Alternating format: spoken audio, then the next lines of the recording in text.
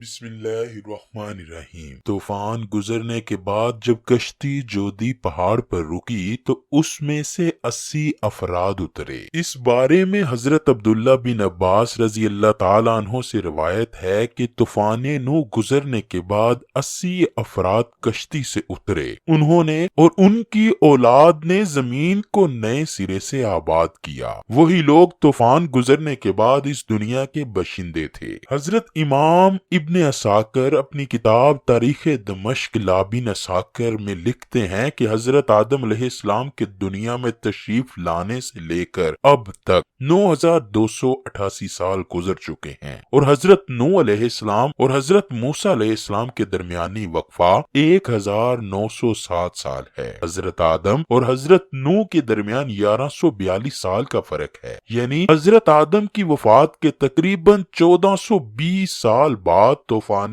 نوح کا عذاب دنیا پر واقع ہوا۔ جب یہ 80 لوگ کشتی سے اترے تو یہ شروع میں بابل کے ارد گرد آباد ہوئے، اور وہاں انہوں نے ایک بازار بھی قائم کیا جس کو سوک شمانین یعنی 80 افراد کا بازار کہا جانے لگا۔ شروع میں یہ مختلف زبانیں بولتے تھے، پھر اللہ پاک نے ان پر کرم کیا اور ان کو ایک نئی زبان عربی سے متعارف کروا دیا۔ حضرت نوح علیہ السلام کی اولاد کے بارے میں دو روایات پائی جاتی ہیں۔ پہلی روایت یہ ہے کہ طوفان سے قبل حضرت نوح کی کوئی اولاد ہی نہ تھی، جبکہ دوسری روایت جو کہ کافی مستند ہے کہ طوفان سے پہلے حضرت نوح علیہ السلام کی اولاد موجود تھی، جبکہ ان کے بیٹے سام کی عمر 98 برس تھی۔ یہ یاد رہے کہ طوفان نوح میں تمام انسانیت کو اللہ پاک نے ہلاک کر دیا سوائے ان 80 افراد کے جو کہ حضرت نوح علیہ السلام پر ایمان لائے اور کشتی میں سوار ہوئے۔ آج یہ ساری دنیا نسل نوح علیہ السلام ہی مانی جاتی ہے۔ اللہ پاک قرآن مجید میں فرماتا ہے، اور ہم نے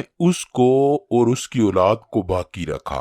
حضرت ابن عباس سے روایت ہے کہ حضرت نوح کے 4 بیٹے پیدا ہوئے، سام، حام، یافس اور کنان۔ حضرت سام کی اولاد سفید اور گندمی رنگت کی پیدا ہوئی۔ حضرت حام کی اولاد کالی پیدا ہوئی۔ تیسرے بیٹے حضرت یافس کی اولاد سرخی مائل پیدا ہوئی۔ چوتھا بیٹا کنان تھا جو کہ طوفان نوح میں ہی غرق ہوا تھا۔ حضرت ابو قتادہ سے روایت ہے کہ تمام انسان حضرت نوح علیہ السلام کی ہی اولاد ہیں، چنانچہ یہ 80 افراد کی اولاد بڑھتے بڑھتے 1 لاکھ تک پہنچ گئی تو انہوں نے بابل کو اپنا مسکن بنایا۔ جب جگہ تنگ پڑنے لگی تو یہ لوگ دوسرے علاقوں کی طرف بھی ہجرت کرنے لگے۔ حضرت نوح علیہ السلام کے تینوں بیٹوں کا ذکر جو ہم پہلے بھی کر چکے ہیں، آپ کو بتاتے چلیں کہ سام کو ایشیا، حام کو افریقہ اور یافس کو یورپ کا جد امجد کہا جاتا ہے۔ اس بات کو تاریخ کی تقریباً تمام کتب میں بیان کیا گیا ہے، یہاں تک کہ مغربی تاریخ دان بھی اس کو مانتے ہیں کہ اس وقت جو ہم دنیا میں موجود اقوام ہیں سب کی سب حضرت نوح کے انہی 3 بیٹوں کی اولاد سے ہیں۔ حضرت نوح علیہ السلام کے تینوں بیٹوں میں سے حضرت سام کو یہ اعزاز حاصل ہے کہ طوفان نے ایک اور بات یہ ہے کہ حضرت نوح کے تینوں بیٹے میں سے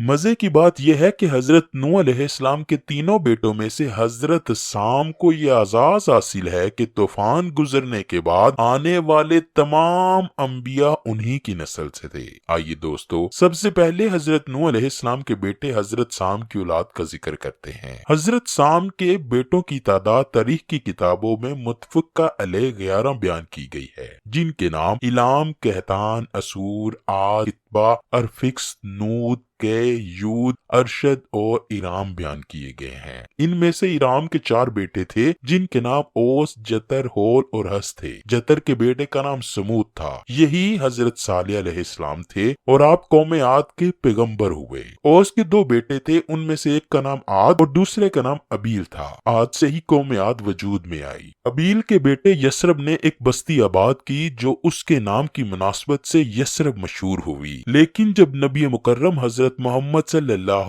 علیہ وآلہ وسلم نے مکہ سے یثرب ہجرت کی تو اس کا نام مدینہ منورہ رکھ دیا گیا۔ سام کے بیٹوں میں سے ارام کے علاوہ صرف ارفکست کی اولاد کا تذکرہ تواریخ میں موجود ہے۔ अरफिक्स के दो बेटे शालिख और कैमूरस थे। कैमूरस फारस का जद अमजद बना। कैमूरस के 6 बेटे इराक, फारस, सियामक, शाम, तूर, दमगान और अपने अपने इलाकों और उनकी नस्ल के मोरसे आला कहलाए। उन्हीं में से सियामक के बेटे होशिंग को फारस के बादशाहों का जद अमजद कहा जाता है। इसी तरह अरफिक्स का जो दूसरा बेटा था शालिख, उसका सिर्फ एक बेटा था जिसका नाम आबिर था। तारीख दानों ने इन्हीं आबिर को हजरत हूद अलैहिस्सलाम भी लिखा है। जतर के बेटे समूद जो हजरत सालेह अलैहिस्सलाम थे, उनके 2 बेटे थे। एक का नाम फलज था और दूसरे का नाम यकतान था। फलज हजरत इब्राहिम अलैहिस्सलाम के जद अमजद हैं, जबकि यकतान के 12 बेटे थे और वो सारे अरब में आबाद हुए। उन्हीं की औलाद अरब मुमालिक में फैली। ये थी हजरत नूह अलैहिस्सलाम के पहले बेटे साम की औलाद। अब हजरत नूह अलैहिस्सलाम के दूसरे बेटे हाम की औलाद की तफसील आपको बताते हैं। हजरत हाम के 10 बेटे थे। उनके नाम अकूश, हब्श, नाम, बोया, फोत, अफरंज, सिंध, किनान, हर्म्स, मिस्र और हिंद थे।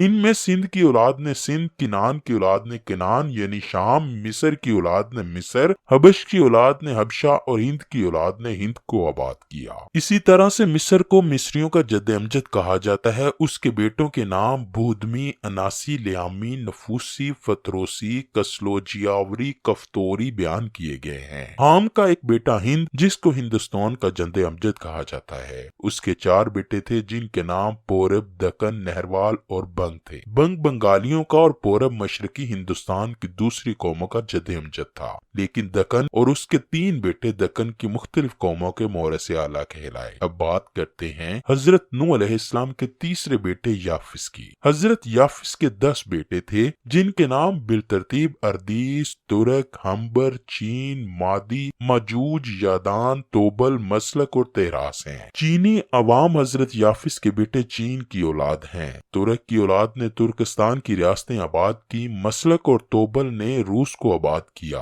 अभी भी रूस में ये 2 शहर मौजूद हैं। अल्लाह अकबर। देखिए मेरे अल्लाह की शान, कैसे हजरत आदम अलैहिस्सलाम से इंसानों की इब्तिदा की और फिर तूफान नूह में एक दफा सभी इंसानों को खत्म किया और किस तरह फिर दोबारा तूफान नूह के बाद करोड़ों इंसानों को पैदा किया। बेशक जमीन व आसमान बल्कि इस पूरी कायनात का अल्लाह ही खालिक व मालिक है। हमारे लिए कितनी शर्म की बात है कि एक ही जद अमजद होने के बावजूद हम एक दूसरे की जान के दुश्मन बने हुए हैं। अल्लाह पाक हम सबको हिदायत और भाईचारा अता फरमाए।